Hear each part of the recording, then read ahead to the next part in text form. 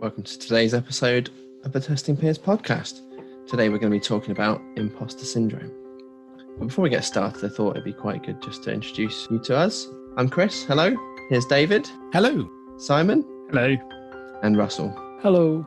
And we have been kindly sponsored by Saffron QA, who are a provider of recruitment and consultancy services exclusively for the software testing industry. And we'll put more details from them in the show notes. And it is them we have to thank for these microphones that all of us have working, apart from Russell. Sorry. I'm a good tester. I managed to find a way to make it not work. Imposter syndrome is kind of a big deal that most of us get involved in. But I was wondering if anybody had an elevator pitch for what it actually means for those of us that have never heard of it. It has a chart that says the types of people who have imposter syndrome. All the smart, successful people that you think have their shit together. So what is this? It's a feeling of inadequacy, undeserving perhaps, or unworthiness in situations. And an example that you might be thinking of is rocking up at first day at a new job in a new industry or something and being wowed by how smart everyone is or how everyone sort of just understands and knows how things work. That can be quite an overwhelming or a feeling of inadequacy that you get. I've had that in workplaces. I've had that. I joined a band once, missed like 4 chords. And there were people that could do these insane riffs on guitars. And I was like, okay, I'll just get my capo out and just slide it down till I can actually do something close to what you're doing. Is that last one imposter syndrome though, Chris? I mean, I was shit. Yeah. If you're shit. It's not imposter syndrome then, is it? That's not imposter syndrome. Oh, there you go. So is it not the kind of fear of being inadequate or incompetent when evidence suggests otherwise that you actually It's have? an irrational fear of feeling that, isn't Yeah. it? It's Yeah. when you've got no reason to fear that you're But not at good the same point, I think you'll find that people in bands actually will welcome you in. If you can play along, be a part of it, you'll only get better by practicing. True. I guess it depends what you were fearful of at that particular point. I was fearful that I couldn't hold a tune. I think that would count then potentially as imposter because the tune's got nothing to do with how many chords you can get, really. I still have it when it comes to parenting. Even though my eldest is 6 years old, I still get that thing of I'm doing it all wrong. I'm not good enough at this. Have to wait till they're 18 to find out, though. That's the thing. Yeah, it doesn't leave you. It doesn't help how having such a powerhouse of a parent next to me alongside my wife. It's just, she treats heavy. But also, it depends on your upbringing. Our own parents can either give us the confidence to actually believe that we can do things, and some parents can take it away. And we try our best as parents ourselves to not mess up in the same way that our parents did. But as parents, naturally, we will mess up in other ways. Yeah.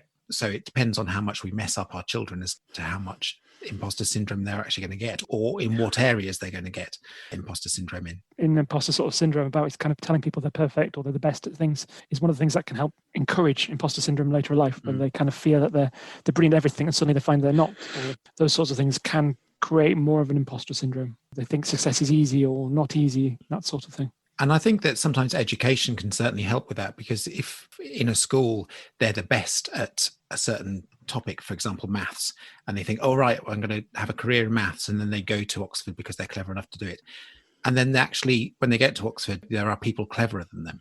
And that's when things can suddenly fall apart, because you were built up to be the best person. You've always been the best person, and then you're not. And some people can accept that and go, okay, that's not for me. I'm going to do something else, or I'm going to use my skills in elsewhere. And other people might just fall apart and think that they're useless at everything. I had a friend that literally was straight A's without any effort at school, literally didn't have to try, didn't revise for exams, whatever, went to Oxford and completely flunked because he just assumed he'd be able to carry on the way he'd always done it, and he thought it'd be straightforward, and then found out he wasn't anywhere near it. In those scenarios, though, that's kind of the reverse of imposter syndrome, because he walked in there thinking that he'd be as good as he was at school. And people, though, they feel that they do feel shame when those little things happen. I think it's considered natural genius version of imposter syndrome, where people think they're kind of naturally gifted at everything, so they just can't cope with anything that goes a bit off, and it causes sort of mental health problems often as well. Yeah. So a good thing to do probably is to talk about today where we've encountered imposter syndrome, both in ourselves, but also in people we've worked with. And we as leaders have had to confront both of those things. Not necessarily tips for how to overcome imposter syndrome, because in my experience, it doesn't go away, but coping mechanisms, things we can do and things that we have done. Yeah. A bit of an encouraging, sort of a therapeutic session. Group therapy. Sounds good. Group therapy is important. If we go from an example I have, first job I had out of games industry was a smart metering company. I got through my interview. I don't really know how, because I don't really remember it. I was a bit stressed. And I turned up on my first day, and I was confronted with a hexadecimal maths test, and then 3 huge PDFs full of standards, reference points for the entire industry, that by which we are judged success and failure of our product. And then my senior went on leave for a week. And so I basically just sort of sat there feeling hugely overwhelmed and thinking everybody around me understood the intricacies of smart metering. The only things I understood were the scrum ceremonies. I understood what they were. Everything else made no sense to me. People were dressed smarter than me. I thought people were smarter than me. I thought I'd made a ginormous mistake. I think naturally I've felt when I've started some new jobs that I think they've made the wrong decision. I remember a time when at lunchtime, I went into the toilet and just sat on the loo and just thought, I just can't do this. They've chosen the wrong person. I feel completely out of my depth. I've been thrown in at the deep end. I don't know what to do. They're using acronyms and stuff I really don't know. And I really did question whether I could do it. I stayed at the job, but it was a difficult time the first few weeks. And sometimes it feels a bit like the new boy at school or whatever. But when you're surrounded by intelligent people that seem to know what they're doing, it can make you feel very isolated, especially if you're this single, only first new person there. Or you're someone that shares a starting date with someone and they seem to just pick it up like nobody's business. You're just sat there going, what? That cements it, makes it a lot worse. I think change and new starts and new things is often a very good place where you see imposter syndrome, where you see people that, for example, public speaking, that just do it almost naturally. You think they just get up on stage and knock it out of the park and you go, wow. And then you've got to do it. And you kind of get the sort of fear of you're nervous, you've got to prep it loads up front and you feel like you can't do this sort of thing. What you generally don't know is that fact that pretty much most public speakers do practice it. If it looks smooth and perfect on stage, it probably means they've done it 10, 20 times in front of a mirror or in other audiences. There's very few people that naturally just wing it. Most presentations are practice prepared. Some who do more and more talks will get better and better at doing less and less prep for it. There's kind of a lot of imposter syndrome about sort of public speaking side of things and whether you can do it. And it mixes into other stresses and strains as well. But new starts, new jobs, as David mentioned, you're in an uncomfortable situation because everyone else seems to be experts and you're not. To cope with it, there's worry. There's a common one, which is working harder, not necessarily smarter, just putting in more and more hours to try and catch up as soon as you can. Seeing people burn out because they're fearful of not being part of the crowd, not being up to speed with everyone else and so on, and then put a lot of strain on themselves to get there fast. Where I've seen it, there's always been people placing it on themselves, not necessarily anyone asking them to, but maybe there's kind of inherent pressure being placed just because of the situation at hand. We're on a project, tight deadline, we need you to pull your weight, sort of thing. But I think it is hard when you're that sole person in that situation. And talking about it, that's the only strategy I've ever kind of met, and having kind of people around me that I can talk to. That was exactly where I was going to go with it. I've had situations both when I started new roles and also moving into a leadership position and having to make decisions for the first time as that sole reference point. You do question whether you've made the right choice, decision you've made, whether you've hired the right person, whether you're assigning the right person to a project, etc., etc. You constantly question yourself. I've sat there for days sometimes where I've been waiting for someone to come and find me out, as in they're going to realise I'm doing nothing. They're going to realise I'm not doing a good job at some point soon. It's just a matter of time kind of thing. And that's gone round in my head for days sometimes when I feel like I'm not achieving anything or not delivering any value. It's one of those things, as you say, Russell, it's about finding those people around you that you can talk to, about having that either the boss or the mentor or the peer that you can reach out to and say, yeah, I'm not getting this. I'm not feeling like I'm in this yet. And like David said, the situation where you start the new job, I had that at both my last 2 jobs, the one I'm in now and the previous one. That first day where I wasn't really given an introduction in one of them, literally sat down, given the test strategy, which was a 50-page document, and given a couple of TMMI assessment results and just told to go through them. That should keep me going for a couple of days. And I'm sitting there going, wow, okay.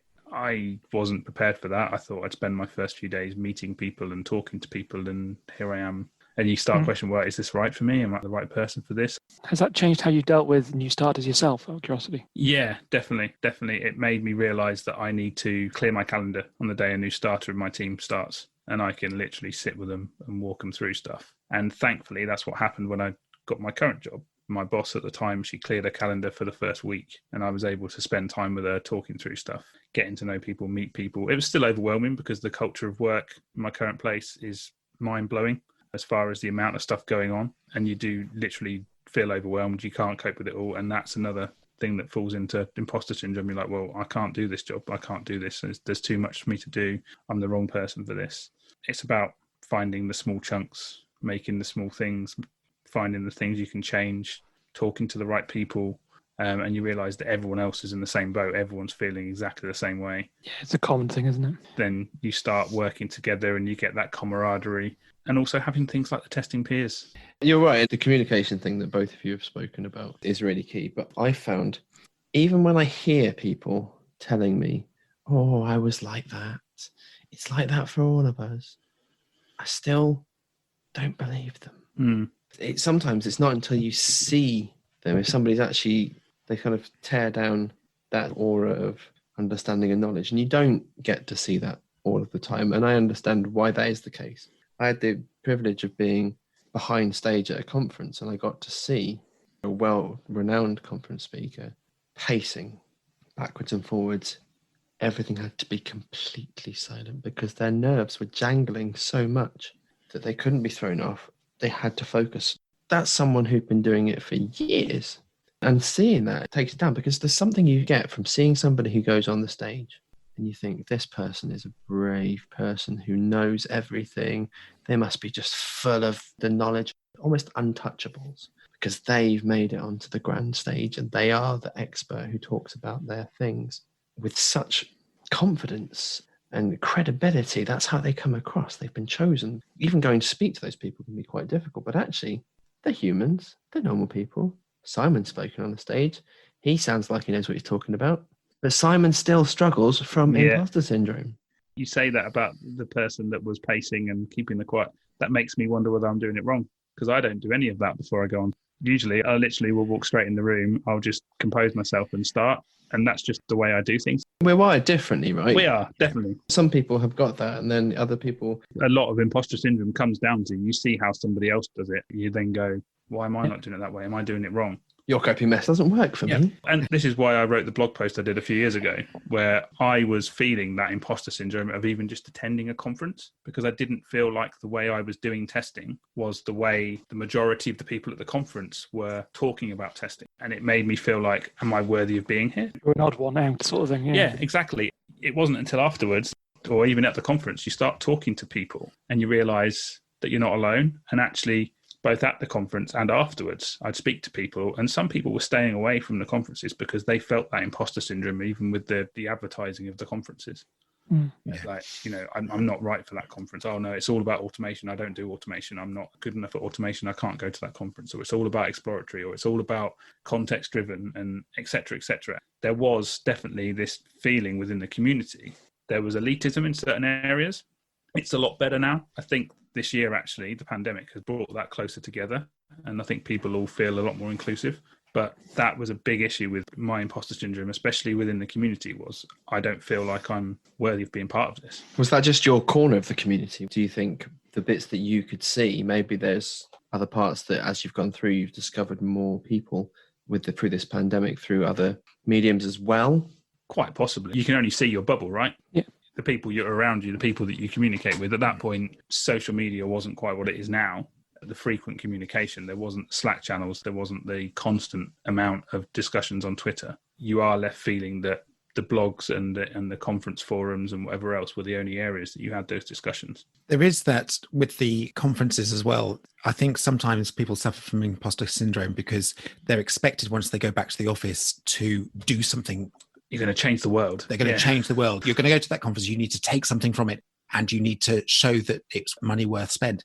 And people are just petrified. They're not built that way in order to look beyond. They take information from it, but it may not be enough in order for them to actually develop something or do something new when they go back to the company. Again, that reinforces that, well, why do we spend the money on that? You go in to talk to these wonderful people. Why can't you do that? What about in the workplace, David? Because you've also started a lot of jobs. Well, it isn't just jobs, actually. The place where I currently work, being a consultancy or a design product development company, we work on multiple projects. So there are lots of times where we start new projects or are, as a lone tester, placed in existing projects that you immediately have these experts around you. We're very lucky in our company because most of the people, or almost all of the people, are very welcoming and will explain things to you. But as individuals, there are some people who, and I think we've described it before, that will try and find out as much information. They only need to know a small amount, but they feel so overwhelmed that they try and read every document for a project that's been running for 2 years. That's unachievable. And so, like Russell said, they put extra hours in, which is unnecessary because they only need to build it up slowly. So in answer to your question, Chris, about how can we help others, is give them an expectation that they are starting a project, or they're starting this time from a small starting point, and they need to build up slowly, and it will take time to understand systems. We've got projects that have been going on for years, and we're putting new people in. And, I'm telling them it will take you a year to understand exactly what you're doing. Take small steps, read the documentation that the people are recommending, and then gradually increase your knowledge. Don't try and understand it before, because otherwise your brain will explode and you won't be able to cope and have burnout. Yeah. Just build it slowly. And as long as the team understand that and don't expect wonders overnight, some people can excel and take on information a lot quicker than others, but there needs to be an expectation of there will always be a build-up time. Even managers and stuff don't always recognize that and can cause problems and reinforce that imposter syndrome. Do you think there's a need of a culture shift in not just in between projects, but when hiring people as well? And, some of the communications you get is, we need you to hit the ground running, and comments like that then enforce that. I need to do everything first day. I need to be ready. I need to be the perfect employee from day one. And actually managing expectations on both sides, right? Absolutely. Yeah. When you were saying just now about changing your methods when new people come in, we've written a document for supporting people to come into the company. So yes, we recommend people that they talk to. It depends on what level they're coming in at as to who they actually speak to, but they will speak to PMs. They will talk to various people within the group and understand what their job role is. And also, sometimes people come in and expect to, like we just said, hit the ground running, expect to change the world. We set out that in the first month, you are just finding your feet. And we'd like to give them a task in order to have achieved something in that first month. So therefore, they feel they have done something worthwhile and they can feel valuable to the company. That's the only thing we're expecting them to have done. And again, in the consultancy world, that there will be times when there's downtime. There is times when we are between projects and so therefore don't actually have paid work in order to go on. And there are always things that we can be doing. We can challenge ourselves by internal projects and internal investments. But it's okay to occasionally just have that breathing space.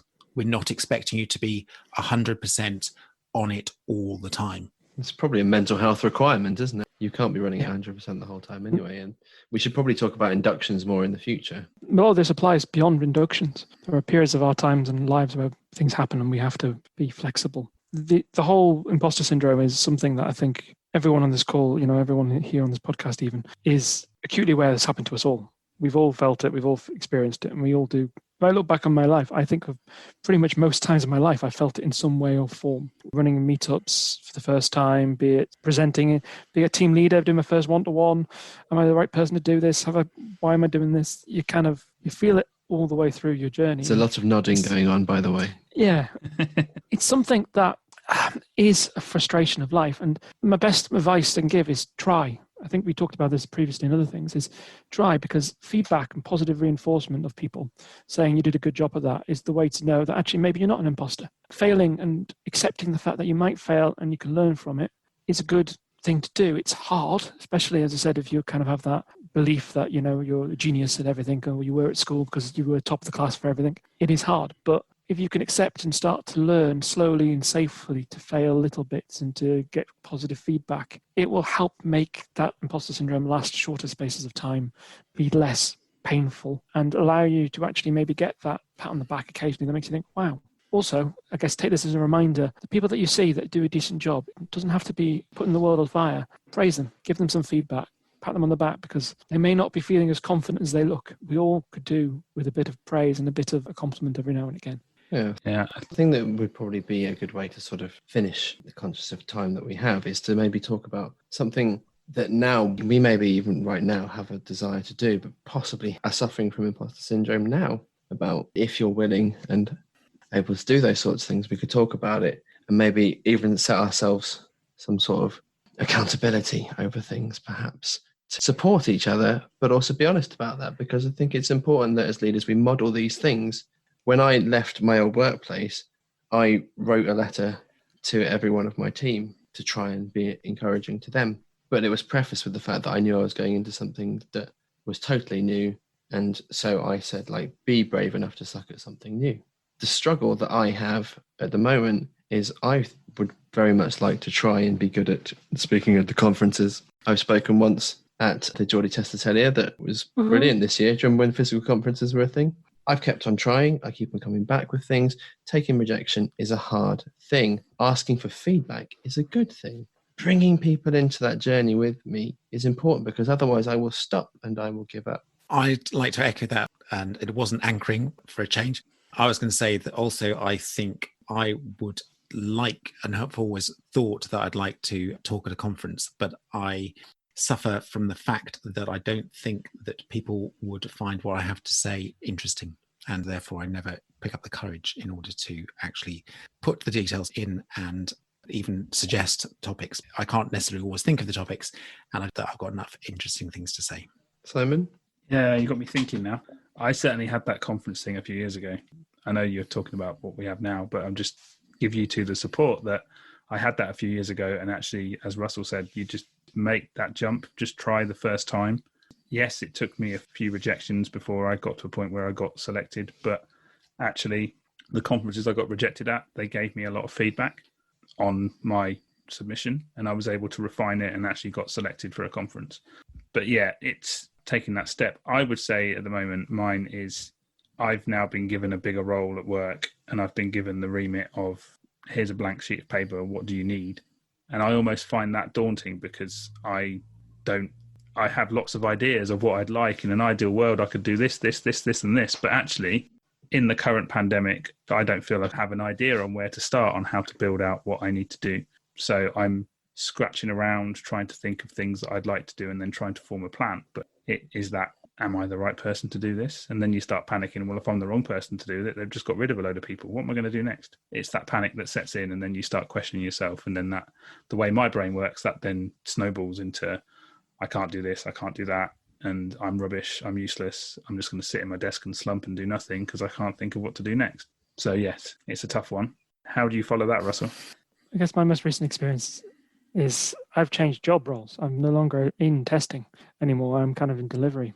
It's my first role as a kind of delivery manager, and that's very much going in. I'm going in as a consultancy firm, so some companies are paying a fortune for my services.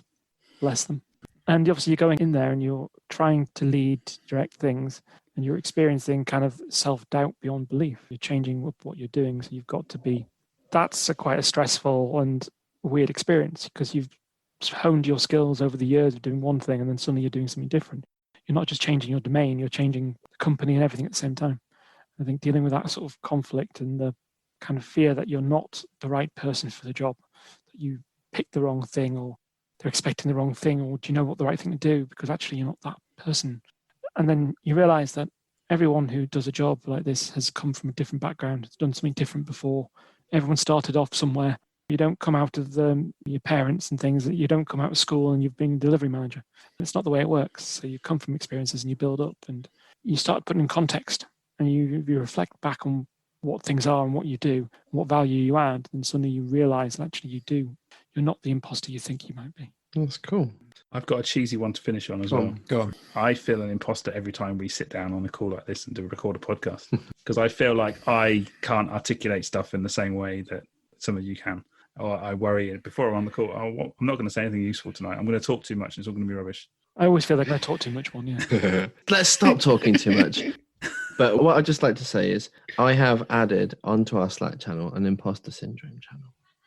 And I think it would be good for us, when we're feeling imposter syndrome, to post in there. Not so that we can all just go and go, nah, mate, you're great. You'll be awesome at your job. That's wonderful.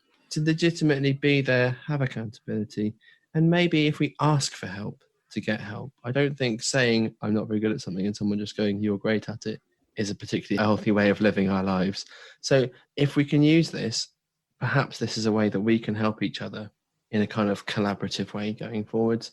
You're very free to ignore it, as some of my posts do. It may become the new general channel with that much. I think that's the yeah. only problem. Let's try it. What's the harm in trying? Exactly. Learn, expect and adapt. Let's bring this to a close, David. Well, thank you very much, everyone, for a nice therapy session there. I hope it was as valuable to our listeners as it was for the rest of us. If you do have any examples of your own insecurities then and imposter syndrome, then please do let us know. Please contact us by email or at contactus@testingpeers.com or via Instagram or Twitter @testingpeers. You can also support us through Patreon site at patron/testingpeers. Thank you very much for listening, and thanks for our sponsors, Saffron QA, and we look forward to you coming back for a future episode in a couple of weeks. For now, it's goodbye from the Testing Peers. Goodbye.